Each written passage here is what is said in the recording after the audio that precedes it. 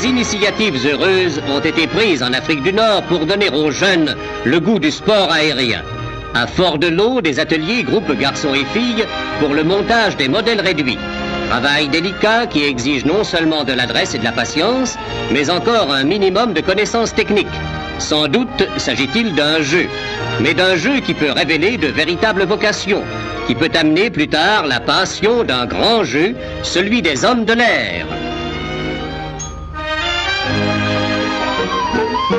Jour mémorable. Dans la campagne, près de Deli Ibrahim, on procède à l'essai des modèles terminés.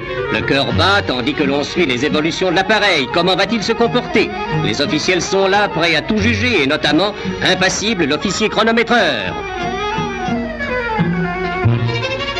À Beni Messou, dans la banlieue d'Alger, on procède à l'essai de motomodèles équipés avec des moteurs offerts par les Américains.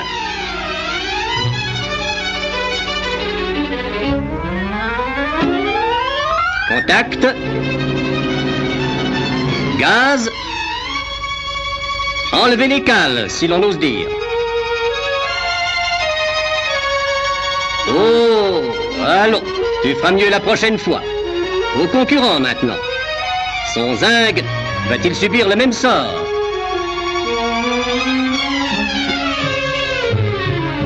Non, tout va bien.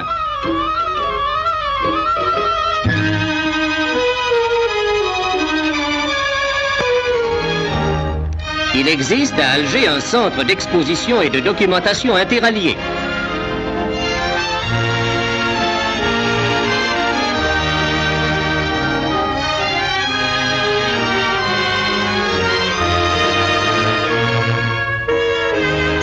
On peut admirer là, outre les différents modèles réduits de planeurs, de petits moteurs à explosion qui sont des chefs-d'œuvre d'ingéniosité et de minutie.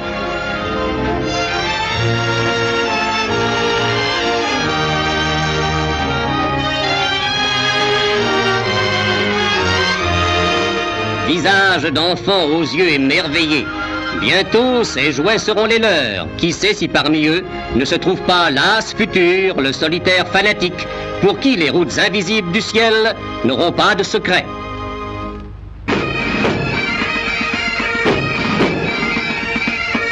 Nous avions vu aux Champs-Élysées l'épreuve de l'admirable effort de guerre du Canada. Nous savions le rôle joué par la femme canadienne sur les différents théâtres d'opération. Le cessez-le-feu a retenti. Et aujourd'hui, sur les Champs-Élysées, le Canada nous offre une aubade. Et tandis que retentissent les bagpipers de la musique féminine de l'armée canadienne, nous songeons que ce défilé rachète les heures sombres où sur l'avenue triomphale sonnaient les cuivres de l'envahisseur.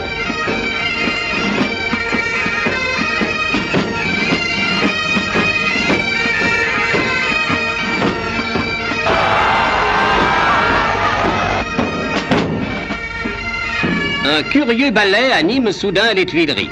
L'heure se prête au sortilège. Une France que les Canadiens, moins que personne, ont oubliée. Une France au charme suranné semble revivre avec les notes aigres des bagpipers.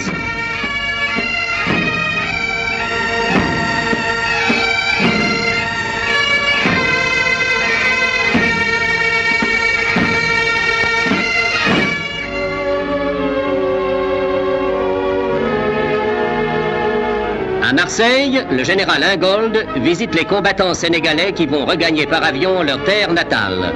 Un viatique sous forme de colis individuel est offert par la générale à chacun des rapatriés. La France n'oublie pas la part prépondérante qu'ont pris ses soldats d'élite aux campagnes décisives.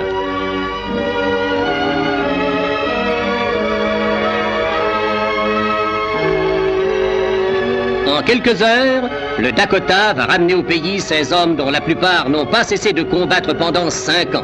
On les a vus partout où le communiqué enregistrait des victoires. On les a vus aussi stoïques sous le froid que sous le feu. Ils ont bien mérité de revoir le soleil de Dakar.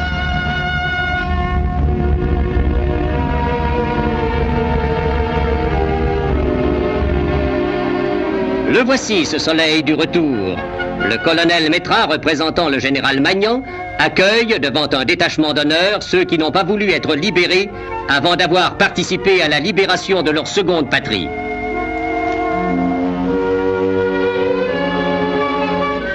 Amadouba, démobilisé, va revoir son village. C'est Diongone, dans le secteur de Kaolack. Il y a longtemps que l'on guette l'arrivant. Les plus jeunes revendiquent l'honneur de porter ses bagages. Une véritable escorte l'accompagne dans la dernière étape du grand voyage.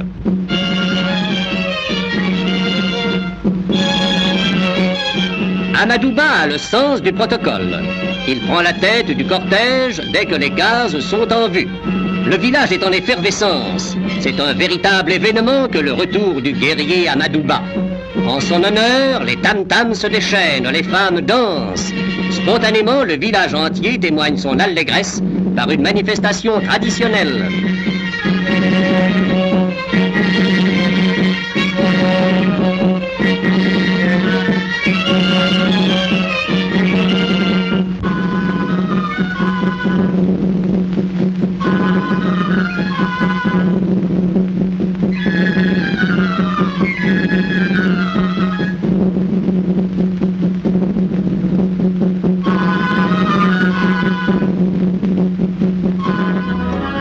Le sang de l'Empire a coulé pour la France. En juste retour des choses, la France prend soin de ce sang. Contre la maladie du sommeil, les efforts français sont parvenus à des résultats dont on peut se montrer fier. En 1944, 4,5 millions d'individus ont été visités. 20 000 sommeilleux ont été dépistés. Près d'1 tonne de médicaments a été utilisé. Le traitement s'effectue par injection de trypanoside, dont le choix est important car il varie suivant les cas. Mais l'action contre la maladie du sommeil est double. D'une part, dépister et soigner les individus atteints. D'autre part, s'attaquer au vecteur intermédiaire, c'est-à-dire à la mouche tsetse. Un moyen tout nouveau vient d'être expérimenté sur les rives d'un cours d'eau du Sénégal. Grâce à la collaboration totale de l'autorité militaire en AOF, des lance-flammes ont été utilisés.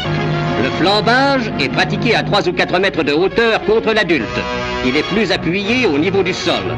Le procédé, dont on est en droit d'espérer de bons résultats, se présente comme un exemple parfait de l'utilisation des moyens de guerre à l'œuvre du temps de paix.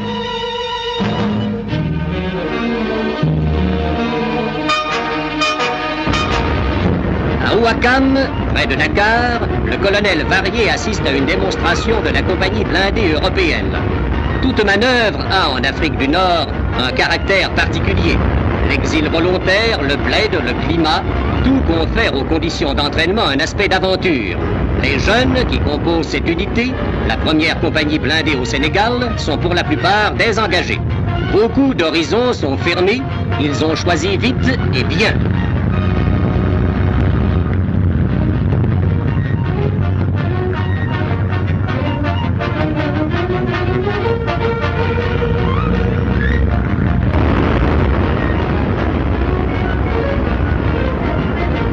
Larges routes sur lesquelles grondent aujourd'hui les blindés de la campagne européenne recouvrent les anciennes pistes tracées par les pionniers de l'Empire. Elles sont à la fois le symbole de la tradition et celui de l'évolution des méthodes colonisatrices. Un repos bien gagné. Le singe mascotte y a droit, tout comme les autres, puisqu'il a pris part à la manœuvre. Un peu de nostalgie. Hier, Paris, aujourd'hui, Dakar, demain, on a eu chaud. Et comme dit le poète, en attendant le bain dans la mer à midi, on a travaillé rudement. Voici l'instant désiré entre tous.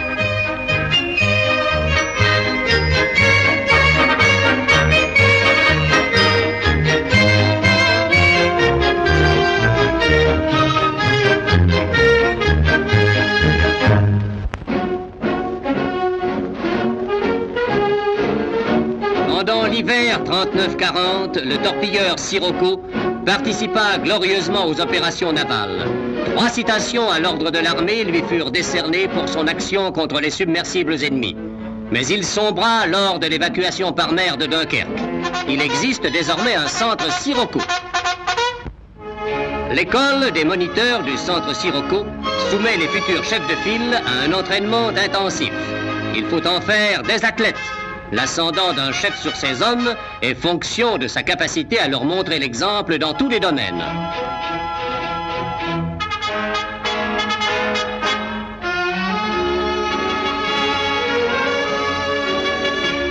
L'adresse, le contrôle des nerfs, la sûreté des réflexes sont acquis progressivement.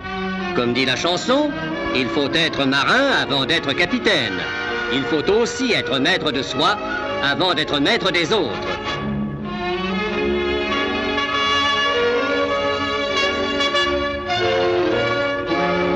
Il faut s'élever par tous les moyens.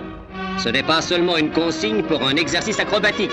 C'est aussi la devise d'un centre où sont formés des hommes, au sens complet du mot. Les élèves moniteurs n'ignorent rien de l'élément qui leur sera un jour le plus familier. Ils ne sont pas seulement des nageurs émérites, mais aussi des sauveteurs avertis. Appareillage. Les voiles du contre l'alcé sont hissées. D'autres élèves vont souquer dur sur les avirons des baleinières.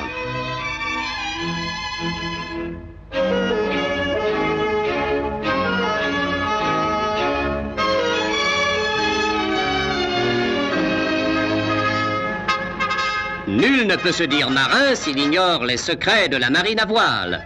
À l'issue de ce stage au centre Sirocco, les nouveaux moniteurs sauront à leur tour former des générations de marins d'élite. Ils sauront maintenir sur tous les points du globe le prestige d'un pavillon qui n'a pas connu la défaite.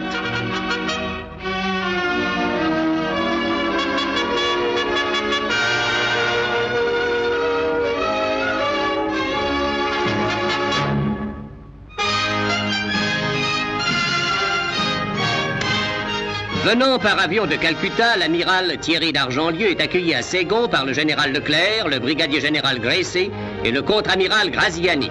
Dans son allocution, le haut-commissaire de France en Indochine a déclaré « Nous ne venons pas apporter la guerre et récolter de nouveaux lauriers. Nous venons rétablir l'ordre, le travail et la tranquillité. »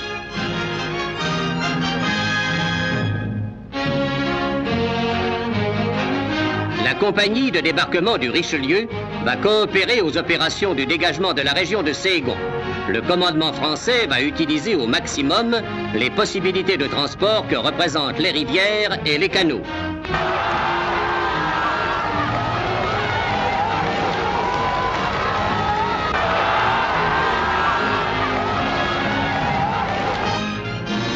Les opérations amphibies d'importance limitée se déroulent dans la région du Delta. La plupart s'effectuent sans effusion de sang. Après le passage de nos colonnes, la confiance renaît, le travail reprend. La réduction de la poche du sud de Saigon doit s'effectuer par une action conjuguée des marins du Richelieu et des unités blindées du général Leclerc. Un pont en flammes est franchi sous le tir de l'ennemi.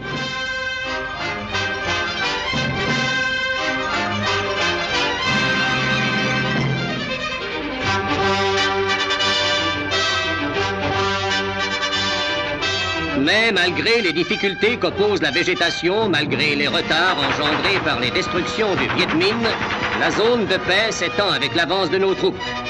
Les éléments déchaînés ou les ruses des fanatiques n'ont pas de prise sur des hommes qui se sont battus sur 3 continents. Hier, le méchoui arabe, aujourd'hui, le cochon anamite.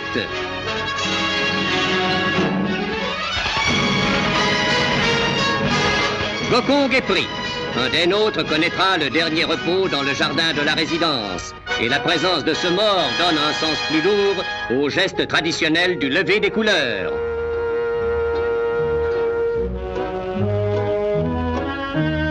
Des réfugiés anamites et chinois viennent se mettre sous la protection de nos troupes. Une nouvelle tâche, la principale, commence pour le corps expéditionnaire. Redonner confiance aux populations intoxiquées par les diverses propagandes qui ont polarisé la résistance à l'européen.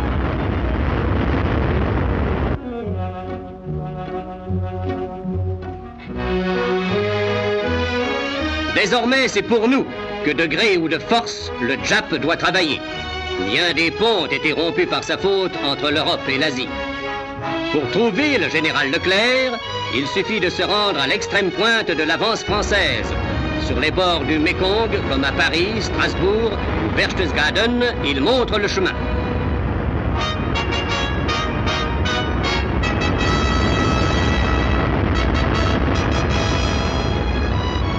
Après la jonction des unités de la 2e division blindée et des marins du Richelieu, la poche située au sud de Ségon se trouve verrouillée.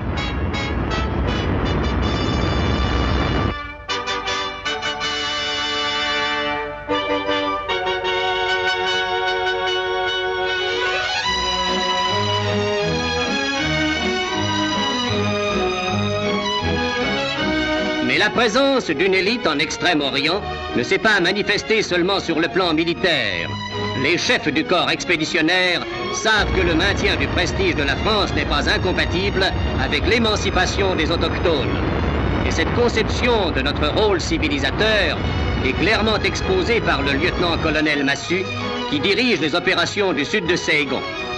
Des injustices ont été commises. Nous sommes venus pour les effacer.